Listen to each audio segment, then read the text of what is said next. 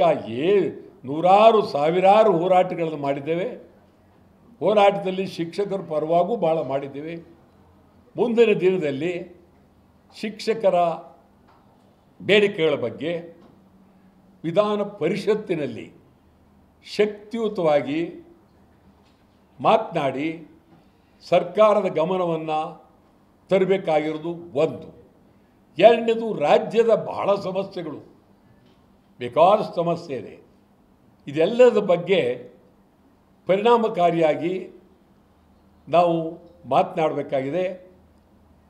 ಈ ದೃಷ್ಟಿಯಿಂದ ಶಿಕ್ಷಕರು ಭಾಳ ಪ್ರೀತಿಯಿಂದ ನನ್ನನ್ನು ಕಾಣ್ತಾ ಇದ್ದಾರೆ.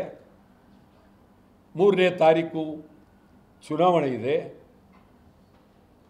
ಎಲ್ಲರಿಗೂ ನಾವು ಪ್ರತಿದಿನ ಒಂದೊಂದು ಸಂದೇಶವನ್ನು ಕಳಿಸ್ತಾ ಇದ್ದೀವಿ, ಮಾತನಾಡ್ತಾ ಇದ್ದೀವಿ.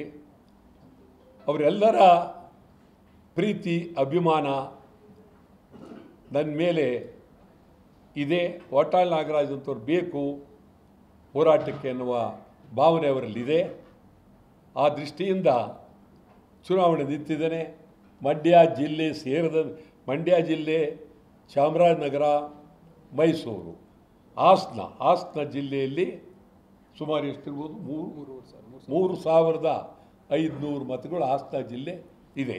ಹಾಸನ ಸೇರಿದಂಗೆ ಇದೆ.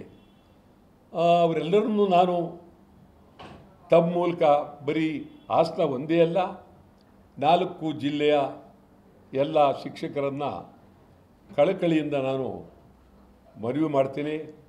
ಅವರು ನಮ್ಮನ್ನು ಬೆಂಬಲಿಸಿ ಮೊದಲನೇ ಪ್ರಾಶಸ್ತ್ಯ ಮತವನ್ನು ಕೊಡಲಿ. 2, 3 ಯಾರಿಗಾದರೂ ಕೊಟ್ಕೊಳ್ಳಿ, ಅವರು ನಮ್ಮದೇನು ಅಭ್ಯಂತರ ಇಲ್ಲ. ಮೊದಲನೇ ಪ್ರಾಶಸ್ತ್ಯ ಮತವನ್ನು ಕೊಡೋದು ನಿಜಕ್ಕೂ ಒಳ್ಳೆಯದು. ಮತ್ತು ನಾನು ವಿಧಾನಸಭೆಯಲ್ಲಿದ್ದಾಗ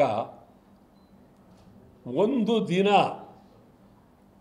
ವಿಧಾನಸಭೆಗೆ ಗೈರಾಜರಾಗಿಲ್ಲ, ಒಂದು ದಿನ. ಇದನ್ನು ಈಗಿನ ಮುಖ್ಯಮಂತ್ರಿಗಳು ಸಿದ್ದರಾಮಯ್ಯನವರೇ ಒಂದು ಸಂದರ್ಭದಲ್ಲಿ ಭಾಳ ಗಂಭೀರವಾಗಿ ಹೇಳಿದ್ದಾರೆ.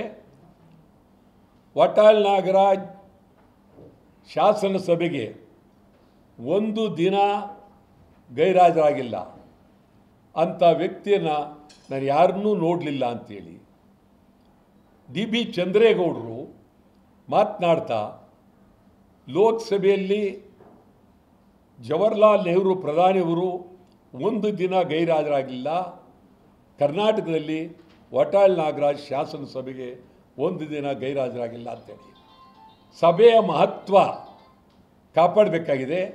ಸಭೆ ಇರ್ತಕ್ಕಂಥದ್ದು ಪ್ರಜಾಪ್ರಭುತ್ವದಲ್ಲಿ ನಮಗೆ ಈ ಸಭೆಗಳೇ ಭಾಳ ಮುಖ್ಯ.